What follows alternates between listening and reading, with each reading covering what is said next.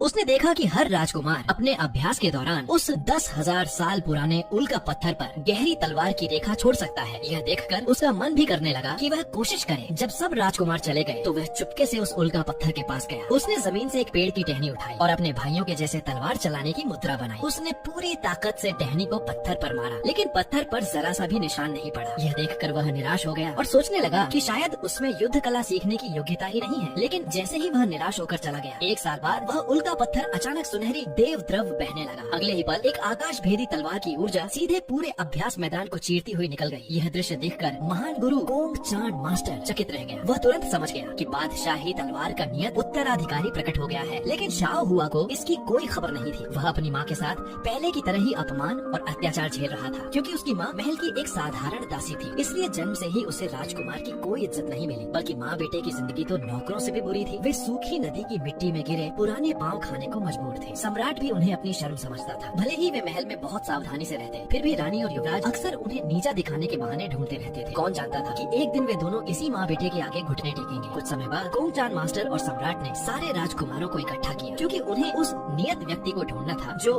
बादशाही तलवार चला सके। केवल वही दायोंग साम्राज्य को विनाश से बचा सकता था। सम्राट को खबर मिली थी कि चांग राष्ट्र का गुरु राष्ट्रीय आचार्य बादशाही तलवार कला की गुप्त पांडुलिपि छीनने आने वाला है। वह तलवार इतनी शक्तिशाली थी कि एक बार में नदियां तक काट सकती थी और संसार में केवल बादशाही तलवार ही उसका सामना कर सकती थी। एक एक करके सब राजकुमारों ने कोशिश की, पर किसी से भी वह चमत्कार नहीं हुआ जो उल्का पत्थर पर हुआ था। अब बस वही बेकार समझा जाने वाला शाओ हुआ बचा था। किसी को उसे कोई उम्मीद नहीं थी, लेकिन उसने तय किया कि वह अपनी माँ का सिर ऊंचा करने के लिए कोशिश करेगा। अगर इसका पार्ट 2 देखना है तो कमेंट में पार्ट 2 लिखकर चैनल सब्सक्राइब कर